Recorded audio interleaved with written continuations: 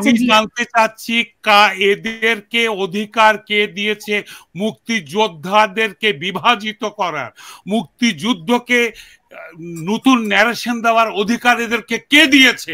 কারা এরা? এরা কি যুদ্ধ করেছে? ডক্টর ইউনূসের কোন রকম কন্ট্রিবিউশন আছে এখানে? আর যারা তার উপদেষ্টা তাদের বাপ দাদাও তো জন্ম ইয়েতে ছিল। এবং আমি চ্যালেঞ্জ করে বলতে পারি এখন যারা এই তথাকথিত বিপ্লবী সরকার চালাচ্ছে এদের সবগুলোর গোড়া রাজাকার। এরা নিজেরাই স্বীকার করেছে রাজাকার। আজকে রাজাকার এসে বলছে যে বঙ্গবন্ধু নাম মুছে দেবে, তারা মুক্তিযুদ্ধের কেউ না। বঙ্গবন্ধু মুক্তিযুদ্ধ অর্গানাইজ করেছেন। আপনি অস্বীকার করলে কি হবে? গোটা পৃথিবী জানে সেটা, এই জাতিসংঘে সেটা স্বীকৃত। তার বক্তৃতা জাতিসংঘে এটাকে হেরিটেজ হিসাবে স্বীকৃতি দেওয়া হয়েছে। আপনি নিশ্চয়ই সেটা জানেন। আপনি কোন সাহসে বলছেন যে মুক্তিযুদ্ধ ওরা বিভাজন করেছে, ওরা ক্যাটাগরি করেছে? হু the hell they R? Category করার তারা কারা? কে তারা? তাদের কোনো অধিকার নাই। আজকে 54 বছর আগে আমরা যুদ্ধ করেছি, আমরা জানি তখন কি ঘটেছে। আপনি রেস্টুরেন্টে আড্ডা দিয়েছেন, আমি ক্রল করেছি কাঁটাতারের তলা দিয়ে, ব্রাশ ফায়ারের তলা দিয়ে আমি ক্রল করেছি।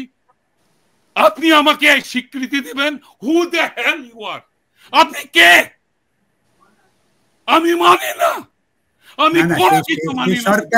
এরা সবগুলো মানে ভণ্ড, এরা মুক্তিযুদ্ধ বিরোধী। কথা বলুন এমন ভাবে যেন আমরা আলোচনা করতে পারি।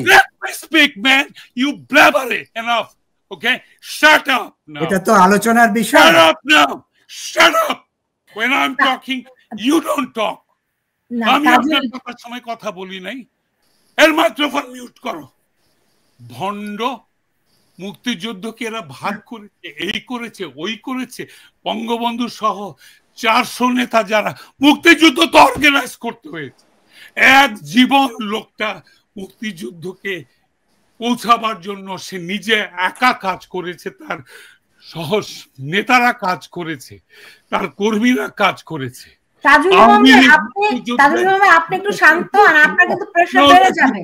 Listen, if you don't let me finish, I'll leave. If you don't let me finish, I'll leave. So yeah, let me talk. Let me talk. মুক্তিযুদ্ধ শুরু হওয়া পর্যন্ত তার পিছনে 27-28 বছরের ইতিহাস আছে। সেটাকে অস্বীকার করে আজকে বঙ্গবন্ধুকে অস্বীকার করে, আজকে 7ই মার্চকে অস্বীকার করে, 26শে মার্চ, 16ই ডিসেম্বর সবকিছুতে এরা অপমান করেছে, ইনক্লুডিং 21শে ফেব্রুয়ারি। এরা এনে পাকিস্তান থেকে কাওয়ালির আসর বসিয়েছে। এরা বাংলাদেশের স্বাধীনতার আতুর ঘর ভেঙে দিয়েছে। এরা 32 নম্বরে প্রথমে আগুন দিয়েছে, তারপরে বুলডোজার দিয়ে ভেঙেছে। বঙ্গবন্ধুর ভাস্কর্যের মাথায় উঠে প্রস্রাব করেছে। অসভ্য ইতরের বাচ্চারা সব নরাধম, ইতর, পশু, পশুর চেয়ে অধম। এগুলো সিম্বলিক। বঙ্গবন্ধুর মাথায় পেশাব করা মানে বাংলাদেশের স্বাধীনতার উপরে প্রস্রাব করা। 32 নম্বর পুড়িয়ে দেওয়া মানে বাংলাদেশের স্বাধীনতার আতুর ঘর পুড়িয়ে দেওয়া। বঙ্গবন্ধুর ভাস্কর্যের গলায় দড়ি লাগিয়ে 21শে ফেব্রুয়ারি শহীদ মিনার থেকে ফাঁসি দিয়েছে। দেখেননি এই অসভ্যতা? এই অসভ্যতার পক্ষে কথা বলতে এসছেন? লজ্জিত হওয়া উচিত পুরো জাতির। পুরো জাতির লজ্জিত হওয়া উচিত। আজকে জামাত ইসলামী মুক্তিযুদ্ধকে ন্যারেশন করছে, কোনটা মুক্তিযুদ্ধ কোনটা নয়। তারা কখনো ক্ষমা চেয়েছে? আলবদর রাজাকাররা ক্ষমা চেয়েছে? আজকে আপনি নৌকার মাঝিকে মুক্তিযোদ্ধা বানাচ্ছেন। মুক্তিযুদ্ধের সাপোর্টে পুরো বাংলাদেশ ছিল, গুটি কয় রাজাকার আলবদর ছাড়া।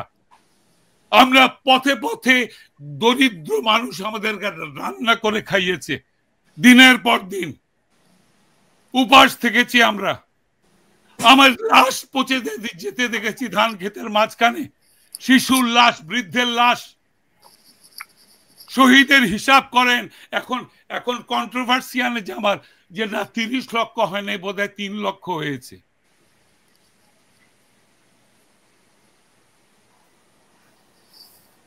That's not right, man. That's not right. আপনি বিবেকের কথা বলেন, আপনি একজন শিক্ষক, আপনি বিবেকের কথা বলেন, মিথ্যা বলবেন না। আমাকে বলছেন না আপনি জেনারেল স্টেটমেন্ট দিচ্ছেন? আপনাকে আপনার বক্তব্য পুরোটা শুনেছি। আপনি একজন ভণ্ড এবং মিথ্যাবাদী লোক। তাজুল ইমাম ভাই, আমার মনে হয় আমরা এখানে বোধহয় প্রোগ্রাম শেষ করা দরকার। এদের সঙ্গে কথা বলুন। সুলতানা, এখানে বোধহয় প্রোগ্রাম শেষ করা দরকার। তাজুল ইমাম ভাই, আপনি ডক্টর শফিক রহমান ওই কথা বলবে বীরের মতো ব্যক্তিগতভাবে বলাটা ঠিক হচ্ছে না ভাই। তাজুল ইমাম ভাই, ব্যক্তিগতভাবে আক্রমণ করাটা তো ঠিক হচ্ছে না। ব্যক্তিগত আক্রমণ কোন জায়গায় আক্রমণ হয় নাই? গোটা বাংলাদেশের ইতিহাস আক্রান্ত। এইসব তথাকথিত ইন্টেলেকচুয়াল রয়েছে মিন করে এখানে বদমাইশি করতে এসছে। Let me go. আমি তোমার শোর উপযুক্ত না। না না, আপনি থাকেন, আপনি থাকেন তাজুল ইমাম ভাই, তাজুল আপনি থাকেন, সবাই থাকেন, আমরা কথা বলবো। এবং তিনি যেটা বলেছেন অত্যন্ত ক্ষোভের কারণ প্রফেসর সাহেব শেষের দিকে বলছিলেন সেটা আপত্তির মতো কথা হয়েছে, সেটা বলা ঠিক হয়নি। যে তারা ওই 400 জন ওরা মুক্তিযোদ্ধা না তো, তারা কি তাহলে? তারাই শেখ মুজিবুর রহমান সহ এরা শেখ মুজিব তো মুক্তিযুদ্ধের অর্গানাইজার, শেখ মুজিব স্বাধীনতার অর্গানাইজার, জন্মদাতা। অস্বীকার করে জারজ, বাবাকে অস্বীকার যারা করে তারা জারজ। বাংলাদেশের গর্ভে জন্মানো কৃমি এরা মানুষ না, ম্যাগেট। চরমতম ঘৃণার সঙ্গে এদের নাম উচ্চারিত হবে, চরমতম ঘৃণা। এদের নামে ঘৃণার গায়ত্রী গাওয়া হবে, ঘৃণার গান গাইবে লোকে ঘৃণার গালি দেবে। এদের এই বিশ্বাসঘাতকতা মির্জাফরের বিশ্বাসঘাতকতার চেয়েও খারাপ। মির্জাফর তেমন একটা গালি হয়েছে, ইউনুসও তেমন গালি হবে, আসিফ নজরুলও তেমন গালি হবে। আমি একদম সঠিক কথা বলেছেন। ইতিহাসের মানুষ কথা বলতে পারে না বলে শেখ হাসিনার সময় বাক স্বাধীনতা ছিল না। এখন তো কথা বলার সঙ্গে সঙ্গে এখন পর্যন্ত প্রায় 250 সাংবাদিকের চলে গেছে। পুতুল, তুমি সুলতানা, তোমার জানার কথা, রাইট? হ্যাঁ, সাংবাদিকের চাকরি গেছে। মিডিয়া ছিল, মিডিয়াগুলোকে বসংবদ গোলাম বানিয়ে, চাকর বানিয়ে, ওদের অ্যাপ্রুভেল ছাড়া একটা নিউজ দেয় না, একটা নিউজ এরা দিতে পারে না। এদের সমালোচনা করলে তাকে মানে অ্যারেস্ট করে, সে মেরে ফেলে, চাকরিচ্যুত হয়। ওই একটা বাচ্চা ছেলে সাব্বির নাম, শিব্বি, হ্যাঁ মানে আমি দেখলাম ইউটিউবার, তাকে পর্যন্ত জেল 2 মাস ধরে জেলে, ছেলেটা মেরেই ফেলেছে। এরা আবার গণতন্ত্রের কথা এদের মুখে, মারা গেছে, মেরে ফেলেছে। আমি মনে করি না বাঁচিয়ে রেখেছে। ও যেরকম পাওয়ারফুল ইউটিউবার ছিল, ওকে বাঁচিয়ে রাখলে তার কোনো খবরই নাই। জামাত আস্তে করে জবাই করে, বেশি ব্যথা দেয় না, গলার শ্বাসনালীটা কেটে দেয়, হাতগুলো কেটে দেয়। আছে আমার কাছে। কি বলেন, সে তো জেনজি, এবং সে ডক্টর ইউনূস সরকারের অনেক সমালোচনা করে ভিডিওগুলি বানাতো। আমিও কয়েকটা তার ভিডিও দেখেছি, এস এম সাব্বির, এবং খুবই তীক্ষ্ণ বুদ্ধি সম্পন্ন ছেলে, হয়তো 20-22 বছর বয়স।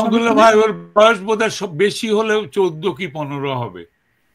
ইউটিউব করে, একটা ছোট্ট মাইক্রোফোন বলে। মানে আপনি কি জানেন তাকে মেরে ফেলেছে কিনা? আমার ধারণা এরা একটা জেল কিলিং এর জন্য তৈরি হচ্ছে, হয় শুরু করে দিয়েছে, নইলে একবারই মারবে। এর মধ্যে গায়ক, গায়িকা, অভিনেতা, এই যে অভিনেতার বাড়ি পুড়িয়ে দিয়েছে, ইউটিউবার, ব্লগার যারা লেখে, যাদেরকে ধরেছে, এদেরকে এরা ছাড়বে না। ওরা একবারেই কাজ সেরে দিবে। যেভাবে ওরা 4 নেতাকে জেল কিলিং করেছিল, আরেকবার করবে। কিন্তু আমি এগেইন এটা উল্লেখ করতে চাই, এই আপনার এই সুযোগ দিয়েছেন, এর মাধ্যমে আমি এটা উল্লেখ করতে চাই, তাজুল ইমাম, আমরা এই বাণী রেখে যাচ্ছি, এই বক্তব্য রেখে যাচ্ছি আমাদের জাতির জন্য, আমাদের পরবর্তী বংশধরদের জন্য। এদের মরণোত্তর বিচার করা উচিত। এদেরকে বাংলাদেশের ইতিহাসের আনুষ্ঠানিকভাবে, এরা অন্যদেরকে শোনাতে চায়, এদেরকে কুলাঙ্গার ডিক্লেয়ার করা উচিত। যারা হ্যাঁ। জাতির পিতৃত্ব যারা অস্বীকার করে, জাতির অভ্যুদয় যারা অস্বীকার করে, জাতির মহান মুক্তিযুদ্ধের ত্যাগকে যারা ঠাট্টা মস্করা করে, তাদেরকে কুলাঙ্গার বললে তারা বলবে যে কুলাঙ্গারটা একটা মেডেলে লিখে দাও, লিখে ভুলাবো, বিকজ তারা জানি শরমহীন, তাদের কোনো শরম নাই, লজ্জা নাই, আত্মসম্মান বোধ নাই, কোন রকমের কি বলে আত্মসচেতনতা নেই, দেশের প্রতি কোনো দরদ। তারা ক্ষমতা চায়, যেহেতু এখন ইলেকশন হলে ক্ষমতায় যেতে পারবে না, সেই হেতু ইলেকশনকে ঢাকা দিয়ে রেখেছে। আমার যেটা মনে হয়, আজকে বিএনপি ইলেকশন দাবি করছে কিন্তু রাস্তায় মিছিল করার সাহস পাচ্ছে না কেন? এই বিএনপি আমাদের জাহানারা ইমাম শহীদ জননীর নামে দেশদ্রোহিতার মামলা দিয়েছিল, উনি একটা প্রতীকী বিচার করেছিলেন বলে, এবং এই জননী ক্যান্সার নিয়ে মারা গেছেন মাথার উপরে দেশদ্রোহিতার সেই কি বলে মামলা নিয়ে, এটা বিএনপি করেছিল। আজকে লজ্জা করছে না বিএনপি আপনাদের? পথে নামলে আপনাদের কেউ দেশদ্রোহী বলে ঢুকিয়ে দিবে। যারা ইলেকশন চায় মাহমুদুল্লাহ ভাই, তারা নাকি সব ভারতের দালাল। তাজুল ইমাম ভাই, আমি এই প্রশ্নটি মোহাম্মদুল্লাহ ভাইকে করতে চেয়েছিলাম যে দেখুন মোহাম্মদুল্লাহ ভাই, আপনি তো তাজুল ইমাম ভাইকে কত বছর চিনেন? নিশ্চয়ই অনেক বছর। ইমাম ভাইয়ের কথা শুনলে বলবে কি এতে তো আওয়ামী লীগের দালাল, এ তো ভারতের দালাল। তাজুল ইমাম ভাই কোনোদিন আওয়ামী লীগ করেছে বলে আমার জানা নেই, আপনার জানা আছে নাকি? আওয়ামী লীগ করুন না করুন, আওয়ামী লীগ করার অধিকার প্রত্যেকের আছে, যে কোনো দল। আমি কখনো রাজনীতি করিনি। আমি কেন এই স্ট্যান্ড নিয়েছি সেটা হচ্ছে যে আমি মুক্তিযুদ্ধের পক্ষে, স্বাধীনতার পক্ষে, বঙ্গবন্ধুর পক্ষে, আমার ইতিহাসের পক্ষে।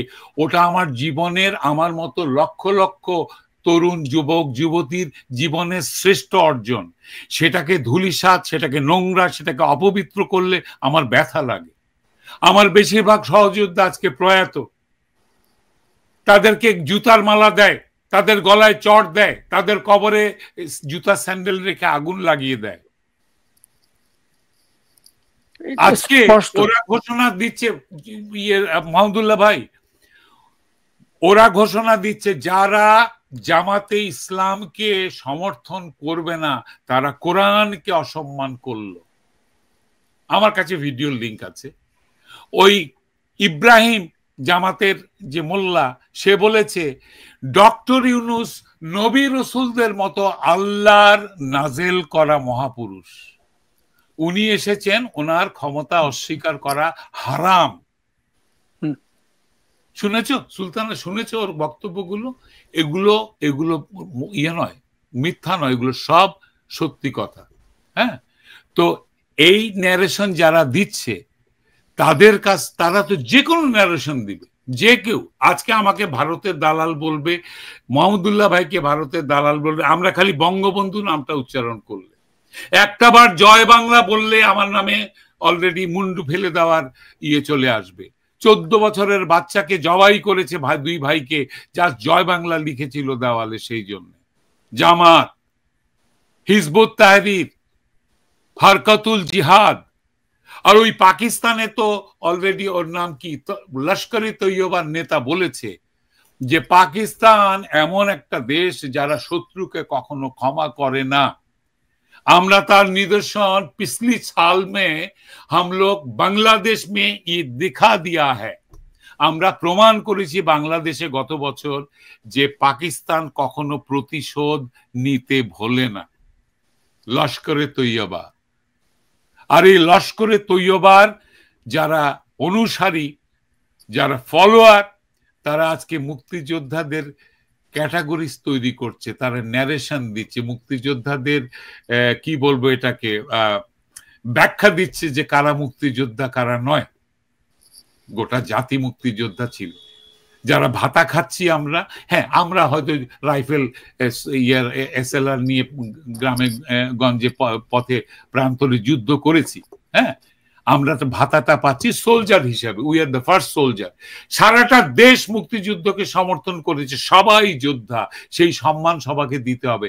আজকে বেশিরভাগ প্রয়াত। সুলতানা, যাদের বয়স মুক্তিযুদ্ধের সময় 12, 13, 14, 15, 16, 20 পর্যন্ত ছিল মহদুল্লাহ ভাই, আজকে তাদের বয়স কত? প্রত্যেকে 60 ঊর্ধ্ব, 65 ঊর্ধ্ব, 70 ঊর্ধ্ব। অবশ্যই অবশ্যই তাদের জেনারেশন তো চলে গেছে, চলে যাচ্ছে। এই চলে যাওয়ার বিদায় ক্ষণে আমাদেরকে এভাবে অপমান করে, জাতিকে অপমান করে, ইতিহাসকে যদি অপমান করে, তাহলে আরেকটা জেনারেশন তো আসবে। ওরা জেনজি নয়, ওরা জেনারেশন আলফা। ওরা জেনারেশন আলফা এসে তোমাদের মুখে থুতু দেবে, থুতু ফেলার জন্য একটা ঘৃণা চক্র তৈরি করবে, যেখানে ইউনূসের নাম লেখা থাকবে, যেখানে এই সব চক্রান্তকারীদের নাম লেখা থাকবে। আপনারা বন্ধ করেন এগুলো, এগুলো টিকবে না। কালকে ইলেকশন হলে সব উল্টা যাবে, সব মামলা হবে। আর আমি ইয়েকে বলতে চাই, আজকের এই অনুষ্ঠানের শেষ মুহূর্তে এসে বিএনপিকে বলতে চাই যে আপনারা যদি মনে করেন যে স্যার স্যার স্যার আমাদেরকে স্যার ইলেকশনটা দেন, স্যার, কোনোদিনও দিবে না। কারণ উনি এসে ক্ষমতায় থাকতে, উনি ইলেকশনে বিশ্বাস করে না, ইলেকশন করে আসে নাই। ইলেকশন তো করে লোকে ক্ষমতায় যাওয়ার জন্য। ওরা তো ক্ষমতায় আছে, তিনি আছেন, তার জামাত আছে। তাহলে এরা ইলেকশন দিয়ে বিপদে কেন পড়বে? ছিনিয়ে আনতে হবে, পথে নেমে আসেন। আপনারা তো রাজনীতি করার লোক, আপনার তো সিজনড লোক। যেমন ভাবে উৎপত্তি হোক আপনাদের, দীর্ঘ সময় আওয়ামী বিরোধী আন্দোলন এগিয়ে আসেন, পীরের মতো এগিয়ে আসেন, দেশের জন্য এগিয়ে আসেন, শুধু ক্ষমতা দখল করে চাঁদাবাজি করার জন্য না।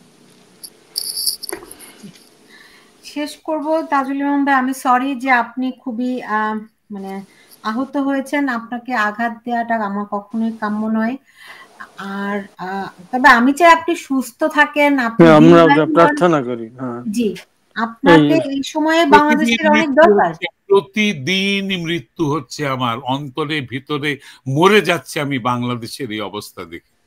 সত্যি মরে যাচ্ছি, মানুষের ভণ্ডামি দেখে মরে যাচ্ছি, মানুষের সঠতা দেখে মরে যাচ্ছি। প্রত্যেক দেশপ্রেমিকের এই অবস্থা, দহন খরণ।